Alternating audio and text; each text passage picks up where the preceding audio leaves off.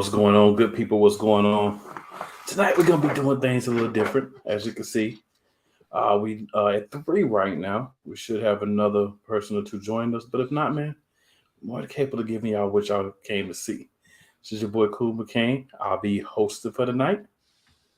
Also joined as always by my boy Wise. What's going on, Wise? What's going on, brother? How you? Hey, I can't complain, man. I can't complain. And our resident Commanders aficionado, couch What up, coach himself. What's going on, fellas? How's everything going? Oh, it's going good, man. We good, Already. brother? We good. How you doing, one Latina? Appreciate you checking in and watching with us tonight. So, gentlemen, I mean, there's nothing to really hang around about. We know what it is. We know what we're here for. Let's start with that Week 10 recap. Where we starting at? We starting off that on that Monday night game? Oh, yeah, we're going to start on that Monday night game. Start on that Monday night game? Yes, sir. Couch coach. Talk to us about your Super Bowl on Monday nights. Well, I enjoyed my Super Bowl. It almost felt like 1991. You're right, Cool. So it did feel like 1991 all over again. But in all seriousness, it was a great game. It's kind of one of those where it was a matchup that I kind of figured. We talked about it, Cool, and obviously a matchup madness, and then also Commanders in the chat. Eagles the lead as well. Where I looked at that matchup as I think we had an opportunity to potentially win that game, even as far as on the Monday night matchup, because I looked at the Week 3 matchup where essentially we only really got beat by 3 big plays. And I figured that we would have like a Taylor Heineke that'd be able to kind of move the football compared to Carson Wentz. So I knew you really wasn't going to get to Carson Wentz. Get to Taylor Heineke like 9 times like you did in Week 3.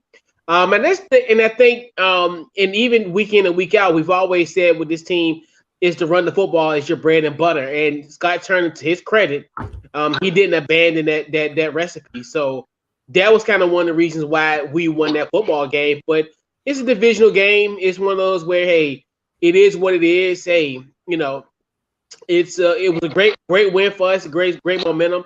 And to be 5-5 at this point, it's an amazing feeling. Like, I think, obviously when I was here, Week 5, it was despair. It was almost to a point where we thought the sky was falling. But, here we had 5-5. We're playing our best football up at this point. And going into December, hey, we wanted to keep this going and, potentially be that 4th and final team to make this, to make the playoffs in the NFC East. So we're trying to make history, but hey, we're going to try to do our thing. But another great win, but, it's a divisional opponent. So, we got our lick back, and I'm proud of them boys. That's fair. Wise, do you have any thoughts on the game? I thought y'all gave the game away. I thought there was situations where y'all gave the game away with some of those penalties. Some of the dude takes a knee, no need to hit him. Yeah, I'm saying those are penalties you have to. But to his coach's point, they ran the rock, and that's why that made the moves y'all did this week, adding Linval Joseph and the Dominic Sue. So y'all solidified what we see was a weakness at one point. Yeah, definitely, man. For me, man, I'm actually happy about it because I didn't think that the Commanders would beat us, but I did say here in other platforms that I felt like they could stay in the game. And if you can stay in the game, you can always make it happen. I do agree that I feel like we made a lot of bonehead plays. The worst of which, and the one that sticks out in my mind the most is, we're at the end of the game. We got the ball, we're driving. Get a big play down the field to Quez Watkins. We should be in time management mindset. We should be like, we're not trying to hurry up and score. We're trying to get the ball down. We're trying to use up clock. We're trying to leave the Commanders with little or no time left when we score. Instead, you make a good play, you make a great catch, then you make a boneheaded decision, and it's not because of the fumble. That's what I want people to say. My opinion, it's not because of the fumble. It's because you got up and you tried to make a play that could have took the clock away from us. We had been stopping the Commanders recently, but for most of the game, they ran the ball well on us, right? So we didn't want to give them the ball back with an opportunity to do anything. What we should have been doing was saying, you know what? Let's make the big play. Obviously, you don't want to not make the big play. Stay down. Let them, tag you down. Get up. Let's go back to the line. Let's run the ball. Let's try to get this 6 points we need with the touchdown. And then we would have only been up by 1. So we would have needed to go for 2.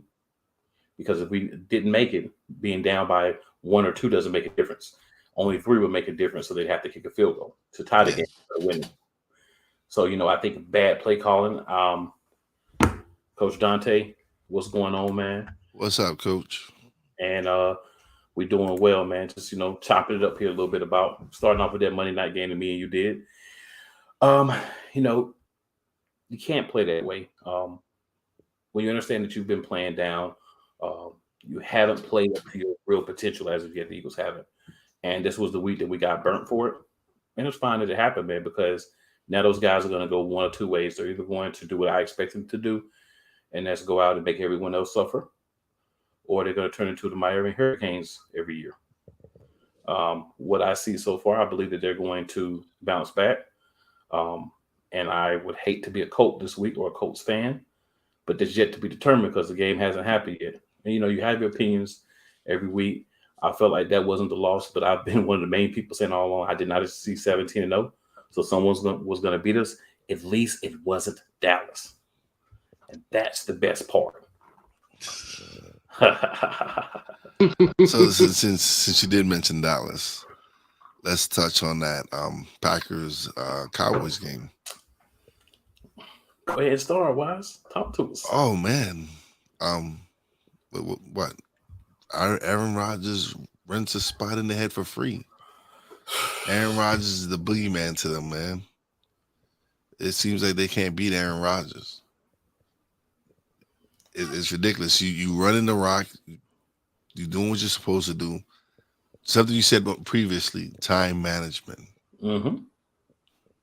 There was no time management. There was no. You leading. There should be no reason that you should even think about. I'm running the rock every play, bro. Trying to run that time out. But for some reason, it's like Mike McCarthy has it in his head that Dak is this great passer. He's gonna I love the way the Giants do it. Like Daniel Jones doesn't do. If he throws more than 30 passes, that's a lot. Yeah. But we know what our bread and butter is, which is run the rock. Dallas should realize, listen, you have Tony Pollard. When Zeke is healthy, that's your own combination of thunder and lightning right there. Very true. Now you got Dak back. Because before, when you had Cooper Rush, he wasn't beating, he wasn't losing the game for you. He was just managing the game. He would get some passes here and there, yeah. But for the most part, it was running the rock effectively. Yeah. Now Dak is back in that. Y'all want to switch up the program? Nah. Exactly. I'm gonna let Couch Coach give his thoughts. So I'm just gonna say I completely agree with you. Wise, my big thing about the whole thing was, and I said this when it came back, if you continue to play the same game that you were playing, the same game plan, just insert Dak, who has a better ability to throw and allow him to run the same offense, Dallas is going to be very successful. If you decide to go back to what didn't work last year, you're going to have the same outcome. Unfortunately, just like the Philadelphia Eagles, they decided that, we're going to give the ball to the quarterback and ask him to throw 40-plus times instead of using a solid running game. And you see when you do what's not your bread and butter, what didn't get you to where you're at, it always ends up bad for you. That's pretty much the summation of both of those games. Two teams decided to go out and try to be cute. They tried to go out and do things that they don't normally do and play a different way. And both of those teams ended up getting L's. And the two teams that they played said, if this is how you're going to play us, we're going to get you. And they got them. You can talk about this play that, this call that, whatever it is, whatever that. At the end of the day, both teams lined up, both teams played. One team executed a proper game plan and one team executed a hard game plan. And when you execute a proper game plan against a team that doesn't, you're going to beat them 10 times out of 10. Yep. What you got, Couch Coach? Yeah, and this is when, and it's funny that we talk about Aaron Rodgers always say he owns the Chicago Bears. He owns the Dallas Cowboys, unfortunately. Well, fortunately in our case. But and it's funny where you even look at kind of the psyche behind that 4th and 3 on the 35, where it's like a part of you think to yourself, why you just didn't go for the field goal? But a part of me thought in their mind that he's going to score if we give him the ball back. So that's where it's kind of lets you know essentially like he really lives in that mind rent free, like you were saying, Wise, where it's like almost like that play calling lets you know, hey, we don't trust our defense against Aaron Rodgers on this on Green Bay's opening drive. But I mean, they had a great start, obviously, in that game. I mean, obviously having a 14-point lead going into the fourth quarter. So, and like you said, that would have been a perfect opportunity to run the football and essentially just run the ball, run it out. And now you look at Green Bay now at 4 and well, that's right. Yeah, they going into Sunday they had somewhat of a legitimate shot, but going in, but I definitely think like this is where it's kind of weird. Like it's almost like that December collapse is imminent. It's for some odd bizarre reason, and we know how it is, and not just to make fun of them, but in the sense of it's always just seems like it's right around that corner where they're gonna have this December collapse, where they're gonna have these these unexplainable losses. And I think Sunday was one of the first ones. We might see some of those unexplainable losses come down the next month. Yeah, if history serves itself, I mean, you're absolutely right. But I wanted to also touch on, I talked about the game from the Eagles' perspective, but I also want to talk about what I saw from the Commanders. So in that game from the Commanders, what I saw was a team that said, we have nothing to lose. We either win this game or we put ourselves in a very bad position in the division. You came out with a sense of urgency. You called the right plays. You ran the ball. You say, hey, we saw what Houston was able to do to Philadelphia last week. We're going to come out. We're going to do the same thing. And it worked well. I mean, the yards per carry weren't high, but you ran the ball with like 47 times or something. You controlled time of possession, so it limited the opportunities. You pretty much took the ball out of Philadelphia's hand for a majority of the second quarter, which is when we normally do the most damage. I mean, you executed a great game plan. And if there's one weakness that I'm concerned about, and I've said it on here and other places as well, Jonathan Gannon. It does not make the proper adjustments. And you actually just allowed guys to just pick open a soft zone defense the whole game. And that's atrocious for a guy that's, the defensive coordinator for a team that has deep playoff run aspirations. That's something that can be, used as a weakness, as an Achilles heel moving forward. So Gannon has got to understand what needs to be done, or we might need to make a change in who's actually calling plays for the defense. I'm not going to say fire him because he's one of Sirianni's boys. That's not going to happen. But, at least maybe you need to have someone else as the guy actually calling the plays. So, I'm concerned about that. I'm going to be concerned. You guys showed the lack of just, continuation, the lack of saying, hey, we have to adapt because what we were doing is not working. At the same time, turnovers were there. For the first time this season, we lost the turnover battle. Something else that, you guys won a turnover battle in this game, which is a big reason why you won. So you guys did what you're supposed to do. Heineke made the throws he needed to make. He didn't go out there and try to be the hero of the game. He just played within himself. He played like Cooper Rush was playing when they were winning, right? He just went out there, executed the game plan, played within himself. When the throws were there, he took them. When they weren't, for the most part, except the one to CJ, GJ, he didn't really do it. So, hey, I mean, kudos for that. That gives us an example to see what we didn't do and what we better do moving forward if we have aspirations of making a deep run that we believe we should be, making. And I want to touch on something. Tyler Heineke should have been starting. He should have been day one starter. I've been saying that since the beginning. He should have been day one starter. Why do you go out and get Carson Wentz when you had a quarterback who last season led you to where you was at? You didn't need to go out and get Carson Wentz and spend whatever you spent for Carson Wentz when you had the answer all along. it wasn't like he didn't lose that job last year, man. He if anything, to me, last year he solidified himself as a quarterback in the NFL. Yeah, I mean, you can ask Couch Coach. I laughed all season when they had Wentz. I told him, you can't win with Wentz. I mean, it should have been a battle. It should have never been a job handed to Wentz. It should have been a battle. If it was a battle, he wouldn't have won. That's why it wasn't a battle. Wentz wouldn't have won the battle with anyone. Yeah, and I think what they looked at from the standpoint of him being obviously 15 games starting, and essentially us being 7-10, they wanted more. They wanted more from the quarterback position.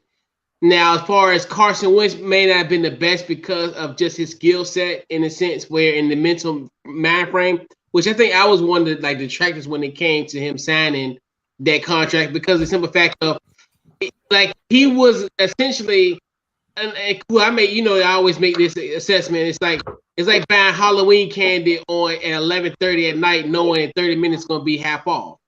That's how this was. When essentially where I get kind of they wanted to upgrade the quarterback position. I get that, but then coming from him, and you already know if you're gonna pay that man $28 million, he's not gonna sit on the bench. Like they're not gonna, as far as initially, unless obviously what happened with him now with his injury, that's the only place he would. That's the only reason why he would have not been starting. So I get it. Like as far as, and I thought the Sam Howell move in a sense was kind of more so, hey, put Taylor in, make Sam kind of the bridge guy.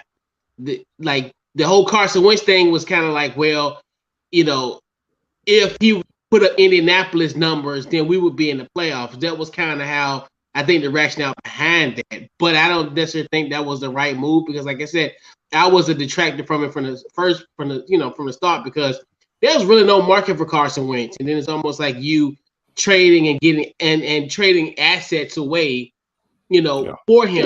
And I always thought that was kind of I hated that move, but I get where they were trying to do. They were trying to get a quarterback, an upgradable piece where if we had better, if we had a better quarterback play, then we could potentially win more games. I think that was the rationale behind it. Yeah, but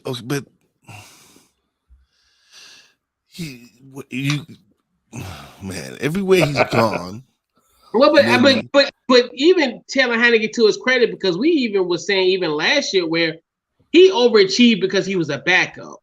Yeah. Because he's to me, the best thing with him is he's a good backup quarterback. He's a quarterback, almost a perfect example like this, where if you had your starter goes down for 4 to 6 weeks, he's perfect in that spot where, hey, he can keep it afloat. But this team still needs a legitimate starting quarterback. I mean, because he does some stuff, even in this run, is really he's got lucky. I'll bring up the 2 plays against Minnesota. He throws in triple coverage. If that ref wasn't in the way, that would have been an interception. The Stephon Gilmore with the Terry McLaurin play in the Indianapolis game where really essentially Stephon Gilmore had that interception, but luckily Terry had the wherewithal to kind of, get the grab it out of Stephon Gilmore's hands. So Taylor Heineke does do some stuff that's questionable. And like you said, cool, where not Wednesday, but Monday was more like, hey, don't be the hero. But he will try to be the hero, and it could be disastrous. And I think even Dallas last year on the Dallas game last year, the day after Christmas, it was horrible. But yeah. So he has his goods and bad, and I think they just wanted to get an upgrade at that position as they can. And I do think they do need an upgrade at that position going forward. I think he's a great backup. But it's not Carson Wentz. The answer is not Carson Wentz. Oh yeah, no doubt. I mean, you can tell it for now, because of this simple fact of now, and I think that's really down to coaching too. I think Scott Turner, if he can draw a game plan, I think the good thing, with Carson, he needs short intermediate passes because he's not going to be able to get out of that pocket like Taylor Heineke does. Taylor Heineke, he'll take the hit knowing I'm just going to throw it. I know I'm gonna get hit. Carson Wentz, he pump fakes, and he just get hit. So at least Taylor get the ball out of his hand to his credit. But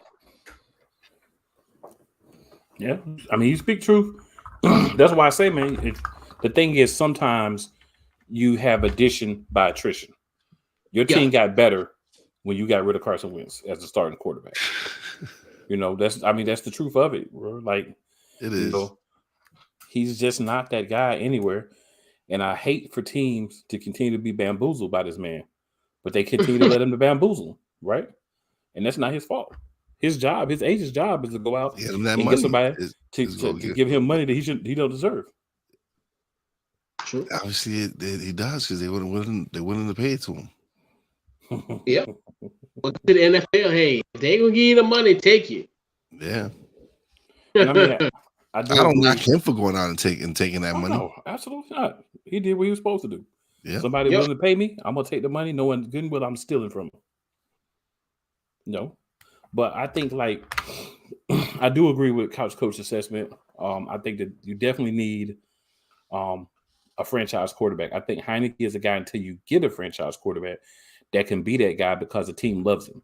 And when your team loves you, they play a little bit better for you. I know there was a pass that McLaurin thought that was actually poorly thrown, but he went up and got it over Darius Slay. So there was at least a couple of opportunities, but the receivers, they fought for it. They're like, you're not going to do our quarterback like that. If that was Wentz, they probably let the ball go. And that's the thing, too. Like, when you have a guy that everybody, and I've been saying this for weeks, Couch Coach, y'all know I've been saying this preseason, everything. When you have a guy that the team loves, they're going to show him love. They're going to play harder for him. When you have a guy that the team says, you know what? This guy ain't really no leader. We don't really want to rock with him. It's just not going to happen. Heineke is that guy. You're always going to be better when you have the guy that has the leadership qualities.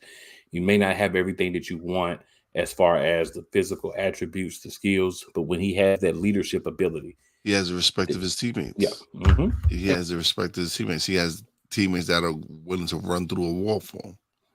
And then that's what I said is, like, you could tell the difference when Wentz was in the game and now with Heineke in the game.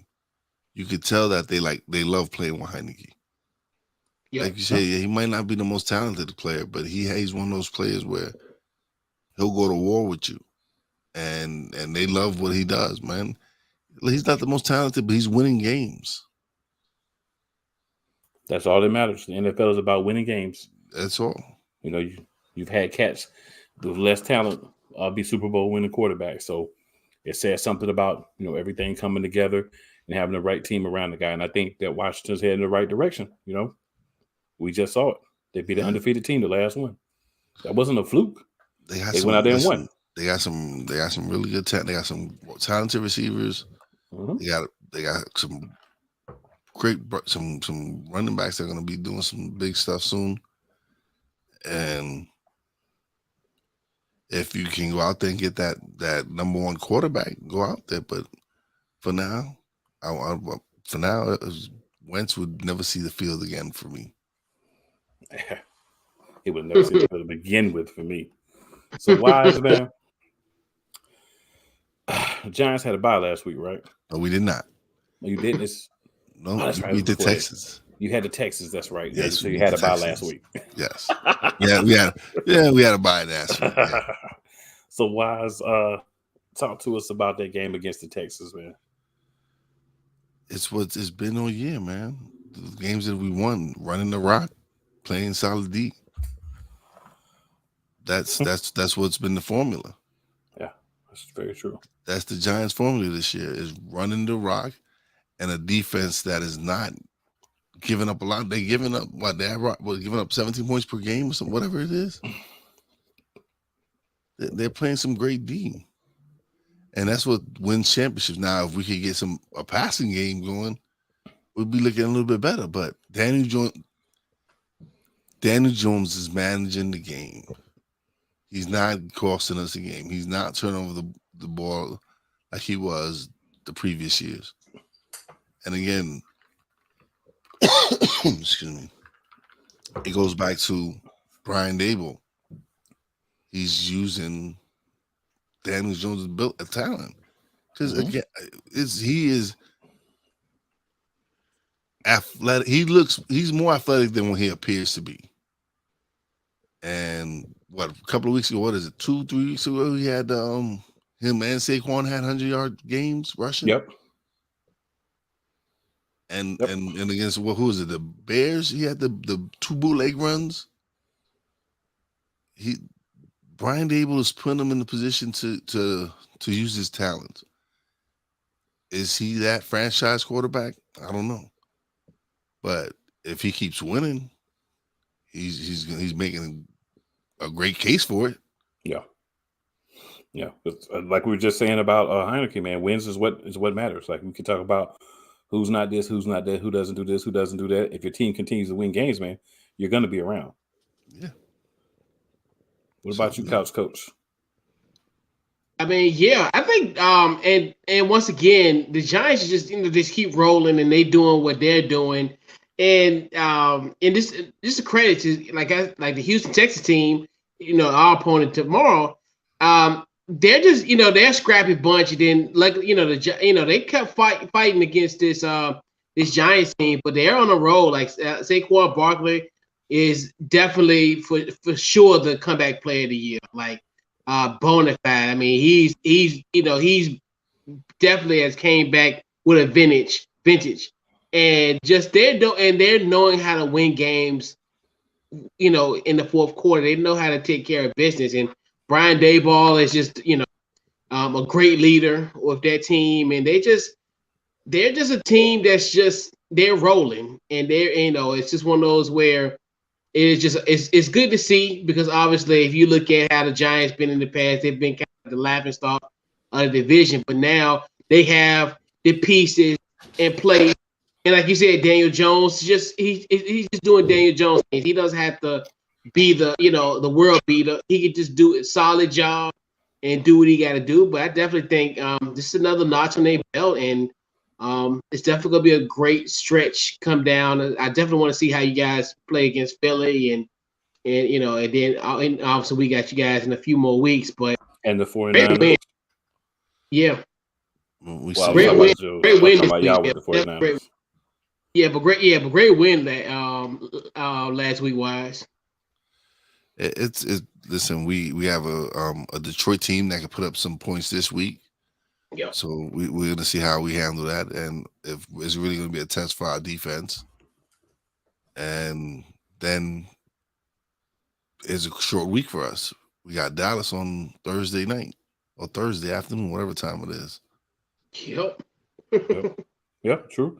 The only thing I say simply about the Giants, y'all touched on a lot of stuff, is if you have the right guys that are calling plays, putting guys into positions to be successful, and adapting when things change. When the defense shows you a different look, you adapt what you're doing. The offense shows you a different look, you adapt to that. And you can do that, and Pep Hamilton clearly can do that, as well as Daboll and whoever's calling the plays. So you have guys that are putting players in the position to be successful. You go and you start putting more talent on the team as you get, further along in this. The Giants are going to be a solid team.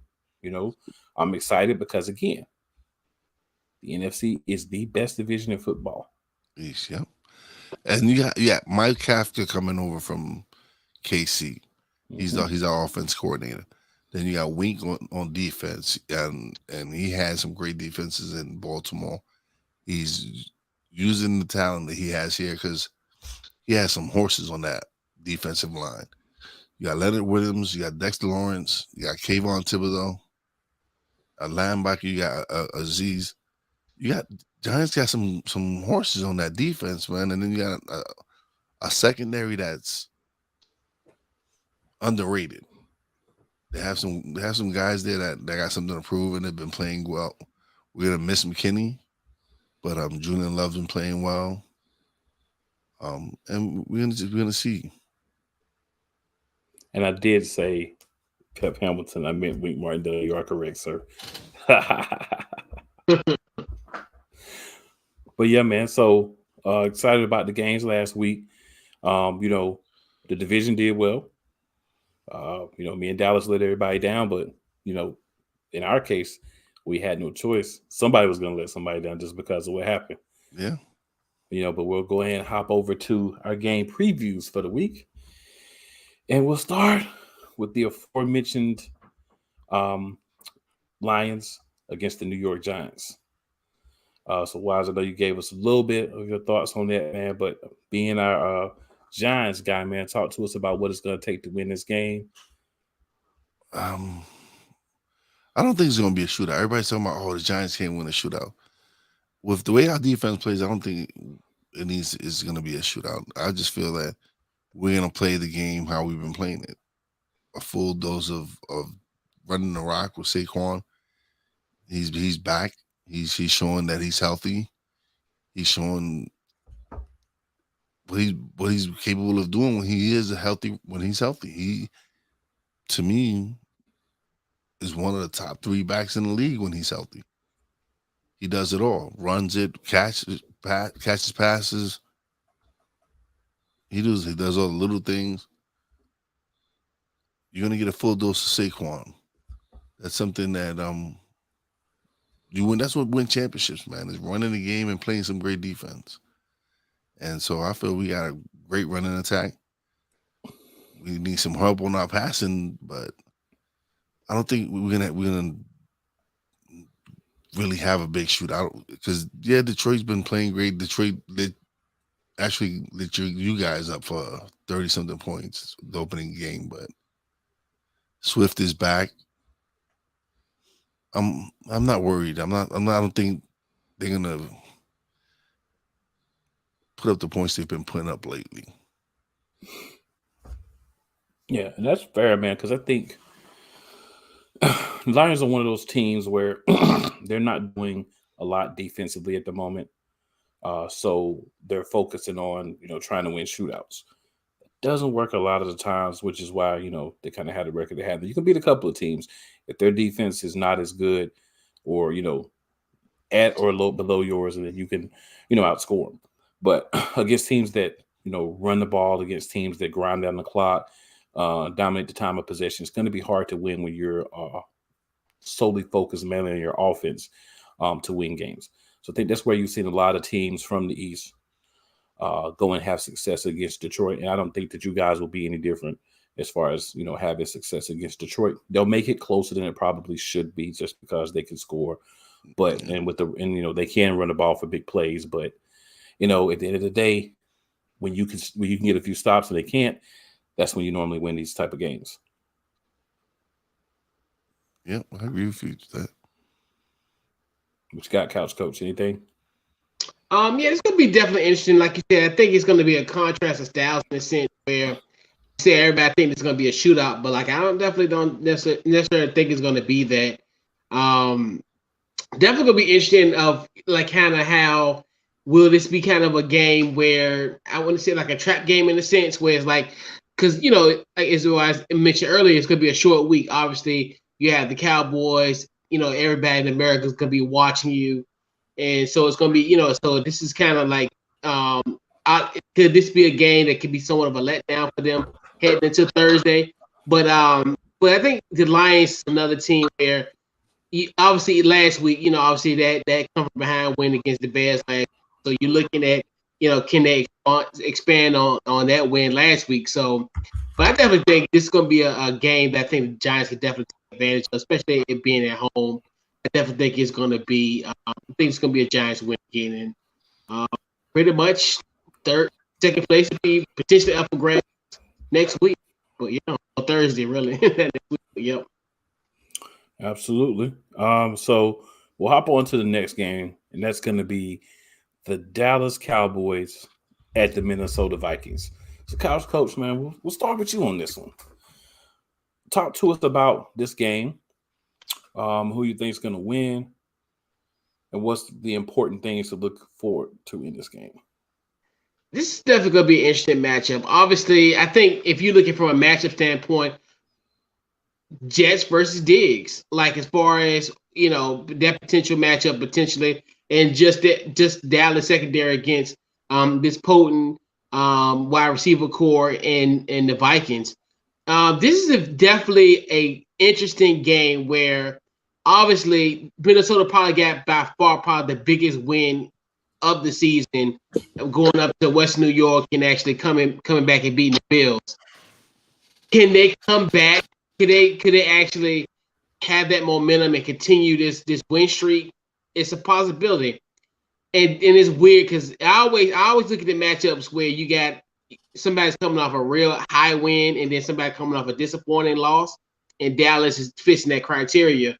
I definitely think Dallas Keys definitely running that football and kind of slowing down that Minnesota offense and that high extent offense. And a part of me, I know how the NFL works in a weird way. I would not be surprised if Dallas wins this football game. I definitely think they'll win this game. And it sounds crazy, but I just Minnesota is rolling, and it's for some odd reason. I'm not saying that their run is a fluke, but this run is going to have to end at some point. I think it's going to be, and they'll have another short week as well too, Minnesota, because I think they play the Patriots in the game that we all could probably fall asleep because we'll be in the food coma. But, but yeah, it's crazy. We talking about all these three teams, and they all got coming on short weeks. So, in a weird way, I think Dallas gonna win this game. Now this is a 4:25 game, so I don't know how you feel about that being prime time. But we know the narrative with Mr. Cousins in prime time is, he doesn't play well. This is a game I think is going to be the game of the week, because Dallas is the game of the week a lot of weeks. We can go on and on about if that's deserved or not, but that's neither here nor there at this particular time. It's going to probably be the game of the week, more than likely, right? So with that being said, all eyes are going to be on Kirk Cousins. This is when we see the cracks in Kirk Cousins. So I feel like he doesn't necessarily have to have a horrible game, but that one bad turnover, and if Dallas can minimize their turnovers, that one bad turnover from Minnesota, as Couch Coach said, another good point to always pay attention to is when one team has been embarrassed and they're sitting there like, what's good? They're upset. They're not happy with what's happened. You come out the next week, and this is your opportunity to make a statement to America and say, hey, last week was garbage. We know it was. We're not happy about it. It's time to punch somebody in the mouth, and that looks to be Minnesota. I do believe Dallas will win this game, and that actually would be helpful for Philadelphia as well. So, hey, Dallas, do your thing. For once, you got me in your corner for real. For once, you're rooting Dallas. Let's go. Yeah, I'm not taking Dallas. I'm definitely going with the Vikings. Listen, it's like you said, it's not a primetime game. It's not a Monday night game. I think Kirk Cousins shines. If Kirk shines, man, I mean, there's no argument. If Kirk Cousins goes out there and shines, there's a high probability they win the game because they still have running backs, that can run. But I'm just thinking, Dallas just took a licking. Yeah. This is the opportunity to come out and punch somebody else in the face like they got punched in the face by Green Bay last week. Maybe they don't do it, but I think that they will for once. Yeah. Now, moving forward after this, I can't call it. But I think we're on that cusp of where we normally see the drop-off. So I think we got another week or two. It's normally after Thanksgiving. Yep. But we'll see. We'll see. Yep. Somebody's going to be wrong. Somebody's going to be right. That's pretty much how it goes with these. A lot of times I've been wrong, but there's sometimes I've been right. All right, so we'll go ahead and move on. We're going to let Couch Coach get double duty of being the first guy here because now we're going to talk about his Commanders versus their bye week. The Houston Texans. All right. Hey, that's you saying that, not me. And people's calling our game on Monday night is a bad week. So no, I ain't say that. Not put that. Not you. No, not you. That's a divisional game. We don't I've been on some other shows, and there's been some tongue-in-cheek comments about that. So I'm like, you know what? Nah, we reckless, right?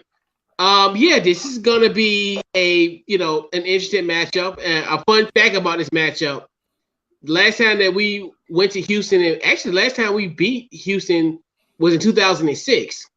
So it's gonna definitely be potentially a historic game for us. Definitely coming off that Monday Night Football game, I want to see what they'll do. Obviously, I think when we previewed the matchup on Tuesday, there was information that Chase Young was going to play, but he won't be playing tomorrow. So Even with that, I still feel confident about this squad going forward. I think, like we talked about as far as the Taylor Heineke wave, where I think guys are going to play for him, and I think and simple for us is to kind of keep it simple. And something even we talked about in 2021, just keep it simple, run the football, make the throws when need be, don't be the hero. And I think that's what happens in this matchup, where I definitely think we'll take advantage of that. And then also that their run defense is horrible. So I definitely see, this would be a perfect game where Scott Turner shouldn't abandon the run. This should be one where he just pretty much bludgeoned them to death from the running position. So hopefully with that, and then I definitely think even without Chase Young, because I think Davis Mills has been sacked 23 times. So I definitely think we can definitely get to Davis Mills. We won the best teams as far as high pressure quarterbacks, and I think it's going to be another day at the office for this furious front of defense. So I think the Commanders will get their first win in 16 years against the Houston Texans, and we're gonna have 16-year-old children gonna actually finally witness first time in their lives a Commanders win over the Houston Texans. So, we shall see. That's wild. That's wild, man. That's a little wild. Wise, any thoughts, man? Oh man, not really. If the Commanders do what they did this past Monday with Philly, where they control the run, basically just run the rock, and have Heineke control the game, I don't think the Texans have much for them. Yeah. The Texans will run the ball. Damian Pierce will look good. Nico Collins is back, so they might get a couple of plays down the field, but I really don't see, the Texans being able to do enough to win the game. Like you said, like just happened to Philly on Monday. You play the game for a reason. Anything can happen. Yeah. But I just don't foresee it actually happening. Not in their favor anyway. Yeah, exactly. But so yeah, we'll move on to the last matchup of the week. The Philadelphia Eagles versus the Indianapolis Colts, or as the snowman would say, the Indianapolis Colts. Even though, that's one of the teams that he likes to have a little love for. But the Colts look better under Jeff Saturday than they ever did under Frank Reich this season. Maybe some locker room division due to him bringing in Wentz and the way Wentz played. Not sure, but they just look different this past week. They got Matt Ryan back under center, the veteran, the guy who definitely not physically what he was, but understands the game and can be like a mini coach on the field with the experience he's had as long as he's been in the league, seeing almost everything. Hasn't always been successful, but knows how to play against everything. Saturday seemed to brought a little fire. Line seems to play a little bit better. It's funny how offensive linemen being the coach will make the offensive line get their stuff together and block, the way they're supposed to. So I think the Colts are going to be a feisty team. They're going to come out. They're going to try to replicate what the Commanders did, but I don't think they'll be able to replicate the turnovers. And as Couch Coach so eloquently put it earlier, when you feel like you're embarrassed one week, the next week you normally come back and you normally kick a little butt cheeks. And I think this is the week that the Colts get their butt cheeks kicked, and you can thank the Commanders for that.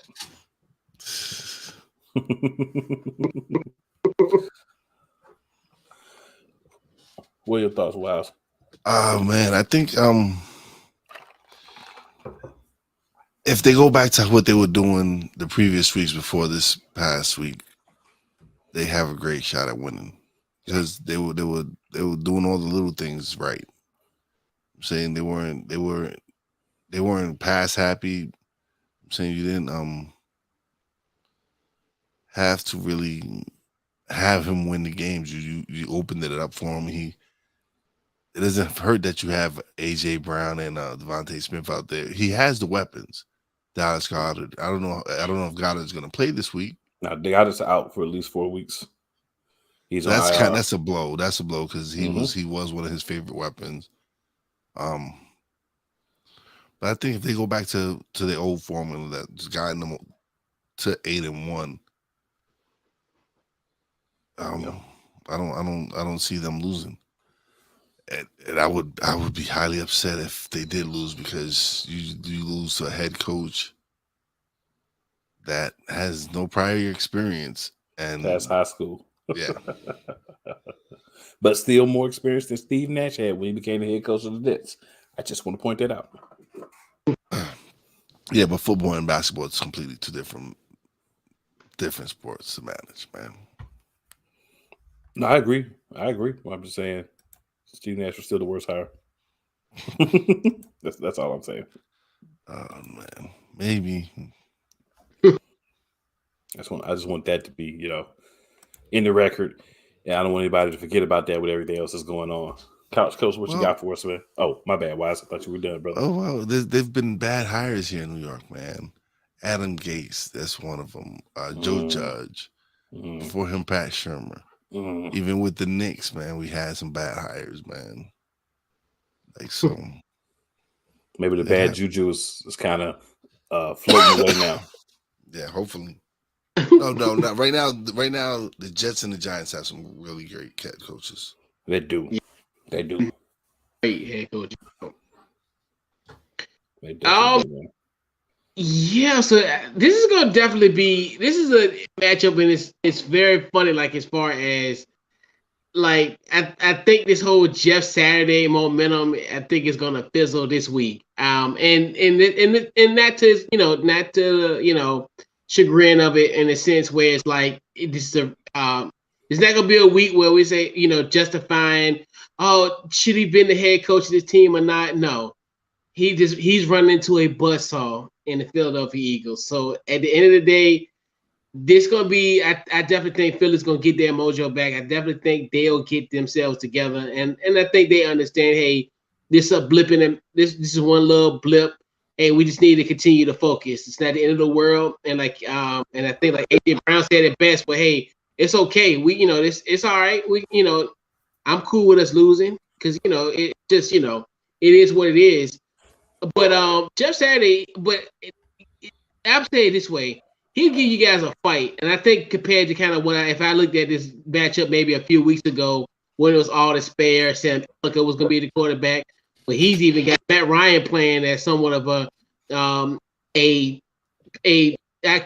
twilight Matt Ryan version in Atlanta, in a sense where he kind of got a little bit back in there. But I definitely think you guys are going to take care of business. I definitely don't think so we can dispel the Jeff Saturday as the coach of the year innuendos out the window. So he'll lose his first game as a head coach. I mean, days like this gonna happen. Just just take the L, and I just don't want nobody to overanalyze this loss for the coach. Yep. Oh, definitely, man. Definitely. And one other thing we got here, I'd love to get you guys' thoughts on. I'll give my thoughts at the end on as well. Is what do you think can be done to fix Thursday night football? Get rid of it. Get rid of it, man. Hey, it's one way to fix it. That is a way. Yeah, but they won't. It's more money for the NFL, and then when it boils down to it, it's always going to be about the money and what generates them the most money. And as horrible as these damn Thursday night games have been, the company's still willing to pay for prime ad spots and stuff like that. So it's all about money. Yeah, Amazon threw a lot of money into it for sure. Yeah. What about you, Couch Coach? I think the biggest thing, and I've been kind of lamenting this as well, and I understand like the product, but the product is bad. It's almost like, yeah, it's great. Like I like milk, but do I like spoiled milk? Do I like drinking buttermilk straight? No, I don't. But the thing about it, I think Thursday night football in itself should be eliminated, because you even look at hearing from players themselves, it's almost like they are in car accidents every week. By the time they can even recover their bodies, it's usually Wednesday or Thursday, and half the time, if you're on a Thursday night game, you're probably traveling that Wednesday, so that doesn't help your recovery process.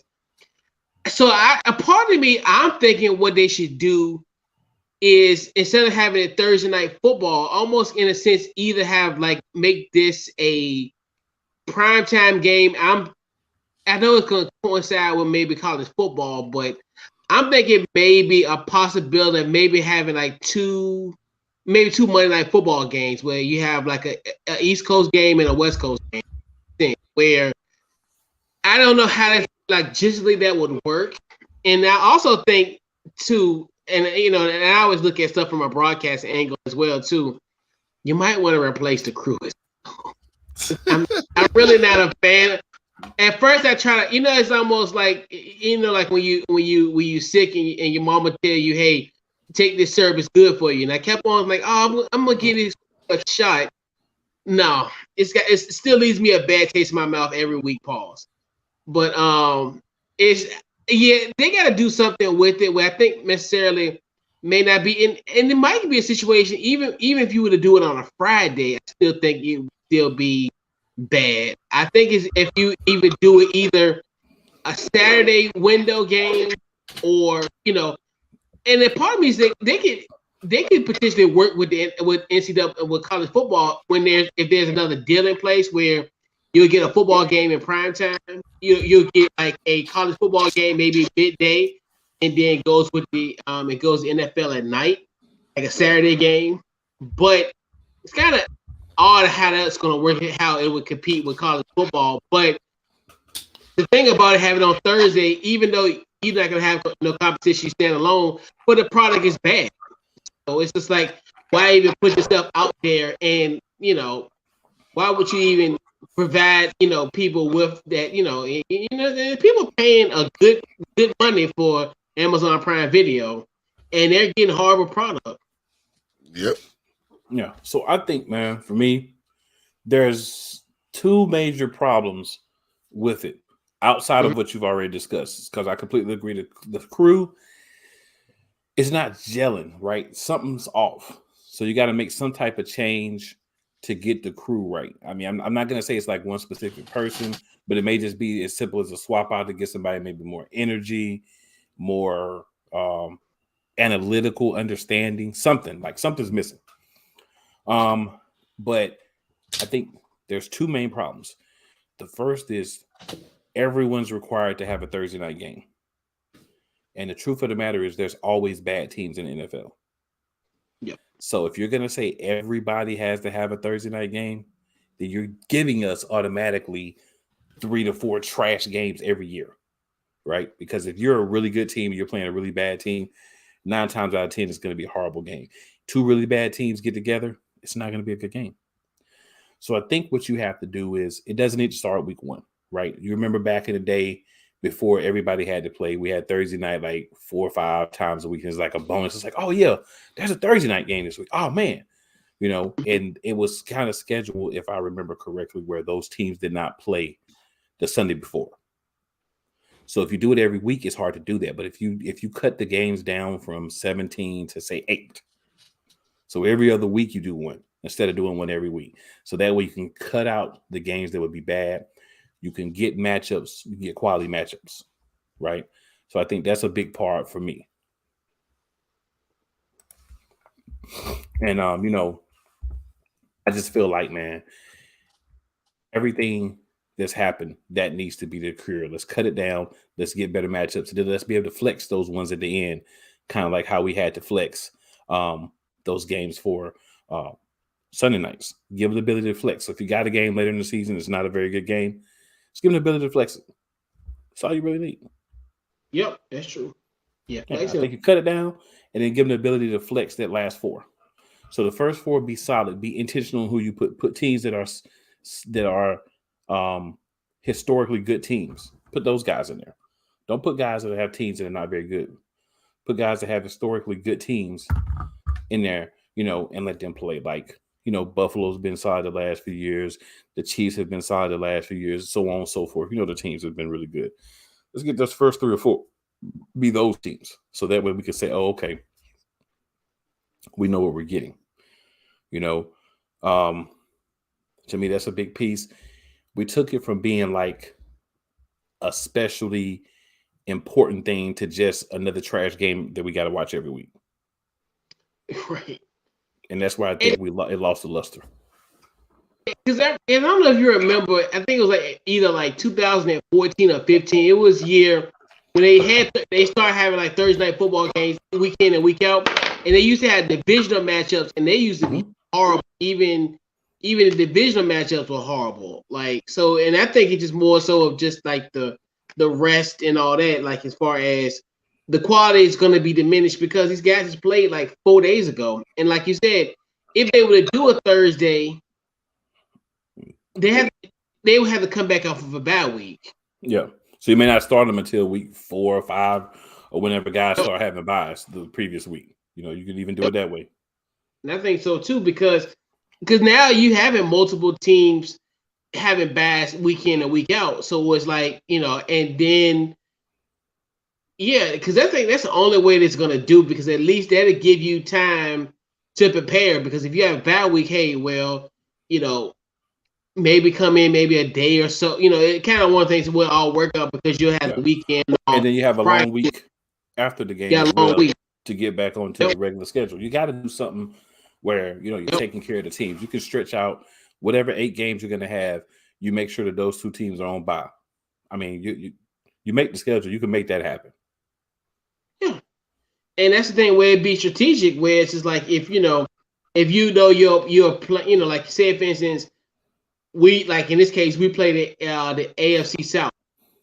So what should happen is, you know, maybe Philly, Dallas, Jacksonville, and the Texans are off all in 1 week. You know, off on one particular week or whatever. Then, you know, maybe the Texans and the Cowboys play that week. You know, they'll play that, you know, the following week. You know, they'll play the week coming off the back. Or just spread out. Yeah, just flex those buys until you make it work right, man. I mean, it can be done if you wanted to do it. I mean, I wouldn't be able to say if you just said forget the games at all, like you said, like Wise said as well. But I don't have a problem with maybe stretching out every other week, or later in the season you start having the Thursday night games once you start getting buys, right? So you start getting buys, you on bye, then you play Thursday night, then you had a long week to get yourself back right before your next game. Another thing that's killing the players is all these games that they're having to play in Europe, in England, right? They're going over there. Those teams should be coming off buys as well, or going on the bye after that game. Yeah, actually, you know. So you got to schedule better to take care of your players. You got players playing everywhere. You got to schedule better to take care of them. And then now your point where, say for instance, you want to do the international series earlier, let Amazon have those games, because like at the end of the day, we know that the Amazon Prime situation is it's inevitable. It's going to happen. You know, we know the brand itself is going to be there. But like you said, the first 4 weeks, hey, maybe those would be some of the weeks they, like, you know, we send them to, you know, either Germany or England. Then they have that coverage, you know, or what have you. But it's just but there's ways to fix it. I don't definitely think it's going to be, you know, like, you know, end all be all, but the product has to be fixed, because I think it's going to be to a point where people are just going to stop watching, and Amazon, you know, and people are just going to stop watching the games. And now it's almost to a point like you got other games going on. You got outside, you know, NBA, college basketball. You look at like how we're seeing, like, you know, David beating Goliath every night. One of the Davids are beating the Goliaths on a daily basis. So that's definitely helping intrigue for that. So now when you're in the teeth of the NFL season and you got a game like, you know, Chicago and Washington, like, you know, even though to me it was one of the best games of the year, but, you know, but everybody else, I understand if you're not, you know, a fan of those two teams, it was god awful football if you weren't a fan of those teams. So yeah, I think like you got definitely, I think, come off the bat. The two teams got to come off the bat, and even if they're not playing on the Amazon that Thursday night game, maybe it's a potential that they play in an international series or what have you, or something like that. So yeah, and that could be how they supplement. You had the international games early in the season, and then supplement those with the for the games that the Amazon would be losing. You know what I'm saying? You got to figure out something. But what we're doing right now, the big thing is everybody playing, because, like I say, everybody's not a good team. If you're not a good team, you're not gonna play in a good game. Exactly, and that's why I like when NFL said you're guaranteed to have a Thursday night game, and that's like you said, that's when you have the Jacksonville Jaguars versus the Houston Texans playing on a Thursday night, and then you're wondering like, well, why we had the lowest ratings of the season? You got the two worst teams in the league playing in a game. Yeah, granted, you might have the highest numbers for a Thursday night, but what do you compete with? Grey's Anatomy? Like, I mean, seriously. Like, I mean, it's just like you're not getting. And that's their competitive advantage because nothing's really going on Thursday. So it's almost like you're really not going against. You might go against like maybe NBA or TNT for half the season, but who are you? Who in theory you're gonna really go toe to toe with? So it's kind of like it's almost like you don't care. You're just serving a product, and you and they just pretty much telling us, hey, you're just gonna accept it. It's like McDonald's meat. It's like McDonald's meat.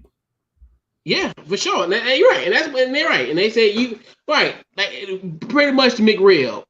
Perfect example. You gonna love this, regardless of what it is.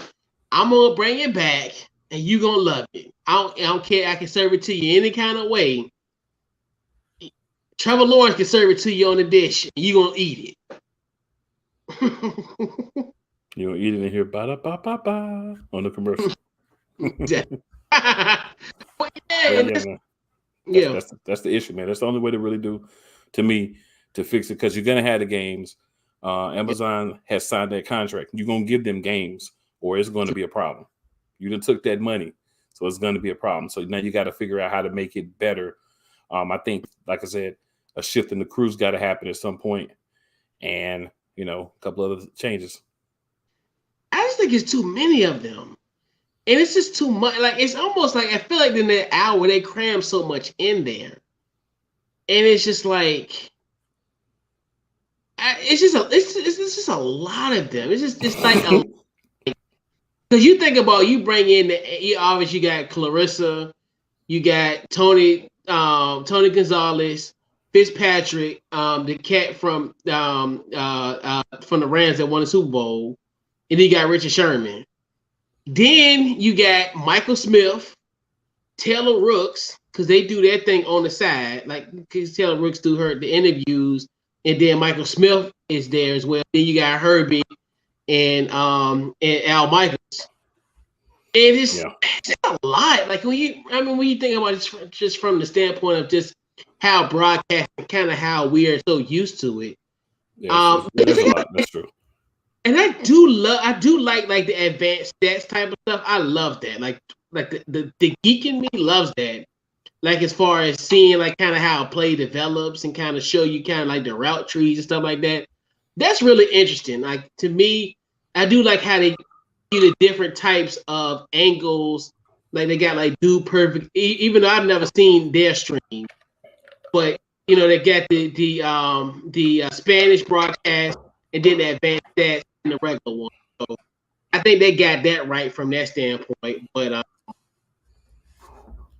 it's just too. I think it's just too many people in that whole Amazon group where I don't necessarily think they're really necessary in the sense. Right. And like I said, something's got to click. Like it's weird. Like them together as a unit is not the best. Like I think individually they're all great, but as a group, it's like something's missing. Yeah. So I mean, I think it'll be better as they continue to do it, right? Because you're gonna have the ups and downs. You got to kind of figure it out. It's new. Those guys that they may not know each other, that had the chemistry and everything year one. But I think, every week is a big stretch because you don't have enough good teams for every week. For sure. Yeah. So Couch Coach, man, any final thoughts? Want to let everybody know where they can check you out at? Yeah, man. It's once again another episode of NFC Beast. We are the best division in football. 28 Argue with anybody with us when it comes to this. It would be, so pretty much my podcast, Couch Coach Live. Check out our episodes, just the website, pretty much couchcoachlive.com. We're available on all social media platforms and also all podcasts as well. All podcast outlets as well. For sure.